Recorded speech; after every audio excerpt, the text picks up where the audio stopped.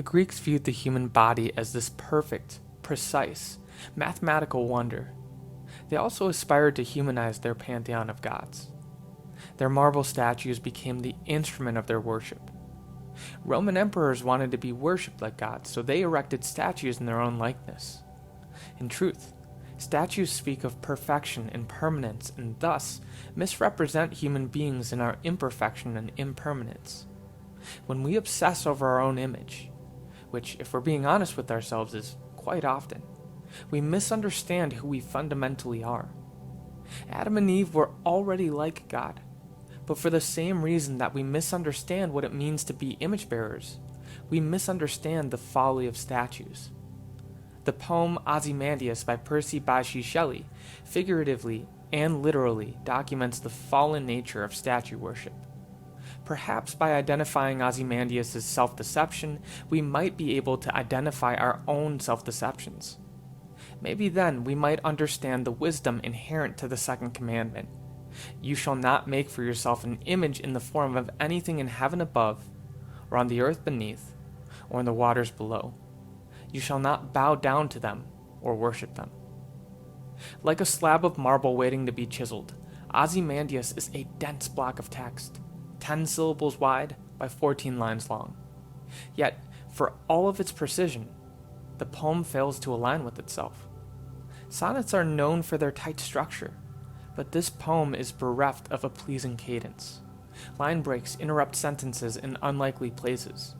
As such, the poem's shape suggests one thing, but the poem's sentences suggest another. Form betrays meaning.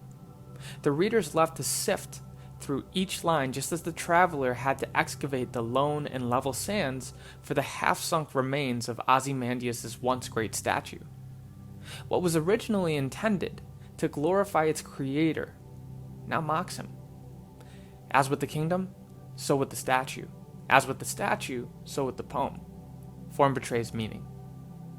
I see myself in this statue.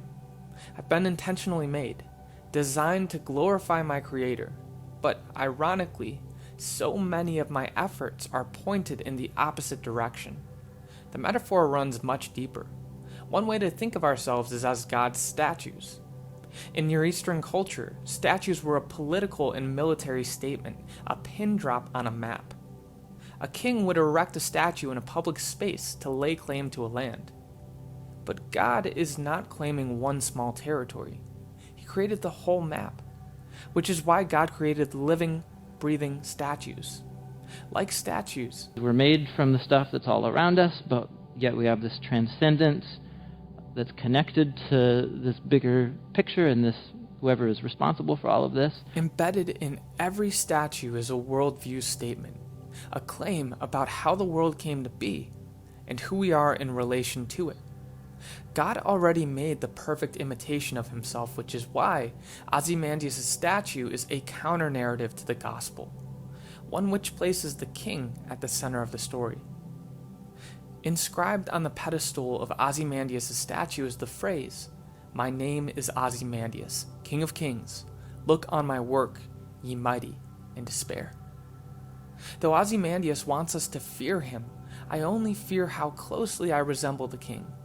As with Ozymandias, I've been convinced that my career can shape my identity.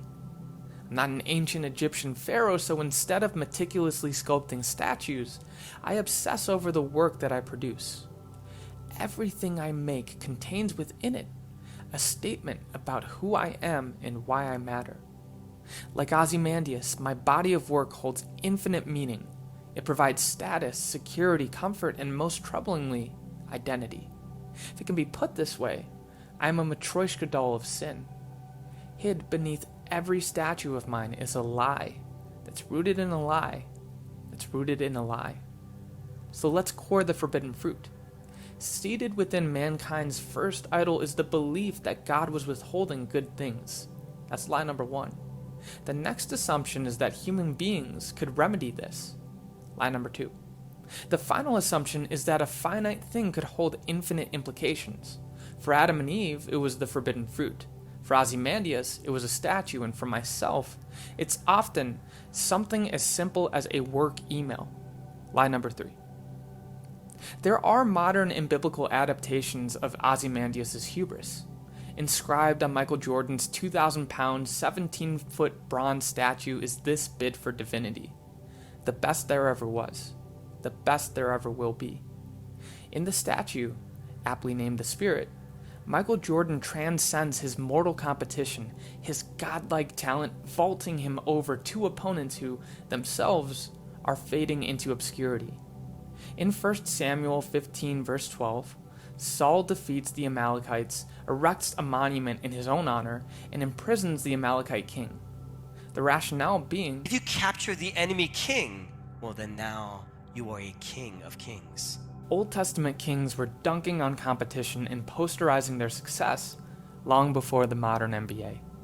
The secret of the proud is that we are desperate to manufacture our own worth because, deep down, we are insecure in our identity.